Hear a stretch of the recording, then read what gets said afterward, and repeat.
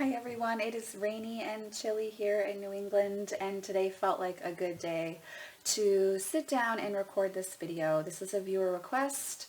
One of you asked me to do a video on the Angelarium, Oracle of Emanations by Eli Minea and Peter Moorbacher. Peter Moorbacher is the artist that created the illustrations. I believe I have done a video in the past about this deck, but I just figured since we were here, might as well discuss the deck now in how I'm working with it at this point in time. So kind of a review, kind of just talking about the deck in general. If you're new to working with Oracle or Tarot, and this is a deck that you'd like to add to your collection. There was talk of 2 or 3 decks in this series by Peter Moorbacher. And one of my friends and I just kind of went through today what information that we have been able to discover, and it does not look like there will be a second deck produced through Lo Scarabeo. There is a kind of interesting card deck that Moorbacher is offering on his site right now that contains the illustrations that were supposedly, or I believe supposed to be in the second deck. Again, I'm guessing on that. Please don't quote me on that one. But it doesn't look like it's a deck that would be easy to read with. It's more of maybe an affirmational deck or just an informational deck on the various angels that he chose to create over the last year. So unfortunately, I do not have any information about a second deck from Moorbacher in it. I don't believe that he's going to create one at this time, which is very sad because I'm a really big fan of this deck. Hold on, sip of tea. Yeah, I'm a really big fan of this deck personally. I found it to be very helpful for my own spiritual journey. And it also is a deck that does come forward and like to be read with clients as well. So the guidebook looks like it's kind of meaty, but it's a typical Scarabeo deck in that there's several different languages in the guidebook. So you're really only getting, let's see, 35 pages. And there's a little intro, then it goes through card meanings, and then he talks about working with the cards. And there's a spread that you can use for working with the Kabbalah as well, which is very helpful. And, you know, I would say to you that if you have an understanding of the Kabbalah or the Tree of Life or the Tree of Life, which is a part of Kabbalah, you will be able to work with this deck very easily. If you don't, he at least gives you a rudimentary explanation, and you can find lots of books or information online to help you understand it better. So basically, Kabbalah is an esoteric interpretation of the Jewish Torah and the Zohar. So it does have a religious basis, and there are 11 emanations and 22 paths of the Sephiroth in that Tree of Life. So the deck itself covers, I'm just kind of looking at the guidebook while I'm going over this to make sure I'm not saying anything incorrect according to his viewpoint. The deck covers the Sephiroth, and it covers the Tree of Life. And then there are angels in relation to that aspect. So you're going to find that in the deck itself. There are the Sephiroth in the Tree of Life, and then there are the angels. They're the emanations, and you can connect in with that in a daily draw. What I have found this deck to be best for is journaling and daily draws. When I work with this deck, I tend to do a 1-card draw and really focus on what that message is for me for the day, for that time on my personal journey, wherever I am, what it is I need to know. And I tend to do a lot of journaling with the card itself. I may even do journey work and step into the image in order to connect with the deck in that way, the card and the deck in that way. Journeying is really potent and powerful magic, and it is very helpful in coming to understand a deck and to understand aspects of yourself as well. And so I highly recommend that with any deck that you have, but especially with this deck that does have an esoteric feel, but doesn't necessarily have a guidebook that's going to make everything crystal clear for you in regards to the occult symbolism. Journeying with your cards is going to be helpful, as well as brushing up on information in regards to the Kabbalah, and the Tree of Life. So, and the angels as well. So, without further ado, let me show you some of the images and grab my reference point, Rider-Waite-Smith card. This is the Angelarium deck.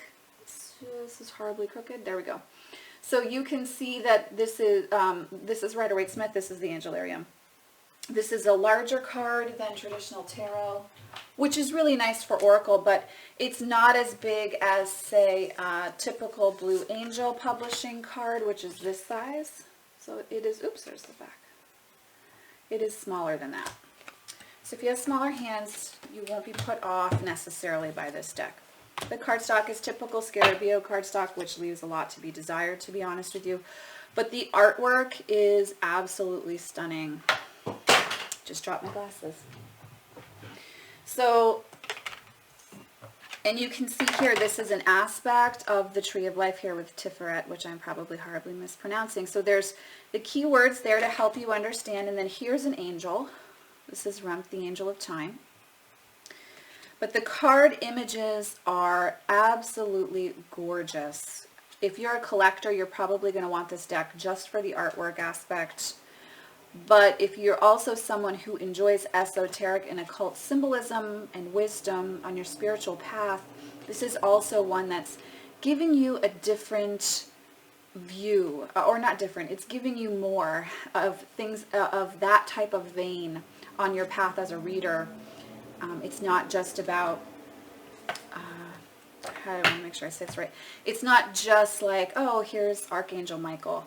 This is actually talking about within that tradition, working with, within this tradition of esoteric work with the Kabbalah and the angels associated with that lineage. It really lets you connect in a deeper way if you're open to that. That's what I'm trying to say. Thank you, Mercury in retrograde. But that being said, like, here's Gabriel. So there are those angels as well. Here's another Sephirah.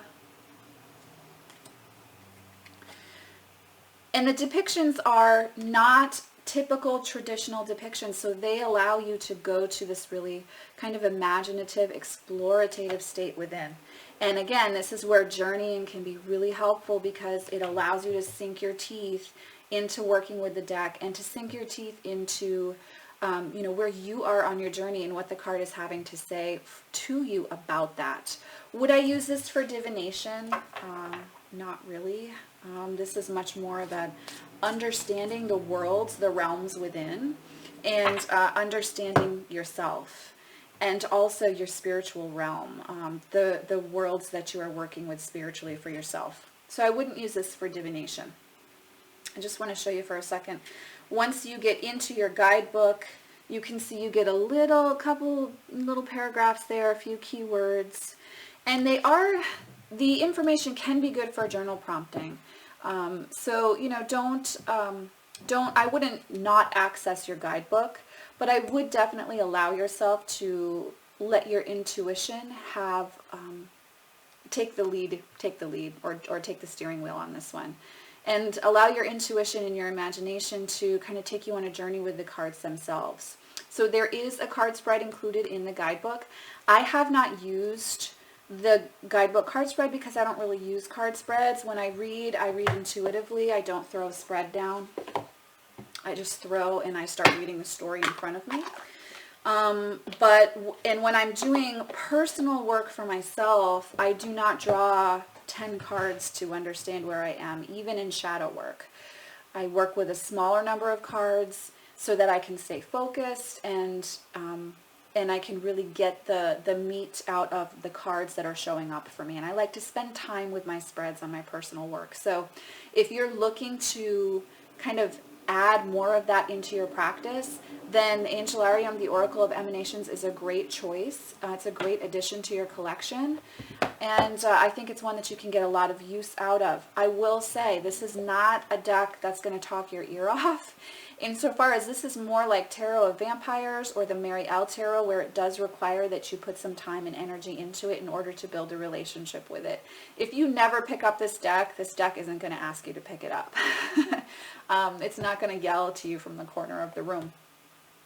It will just sit there and sleep. But if you choose to pick the deck up regularly and connect with the deck often, you're going to feel a relationship develop that will be very fulfilling.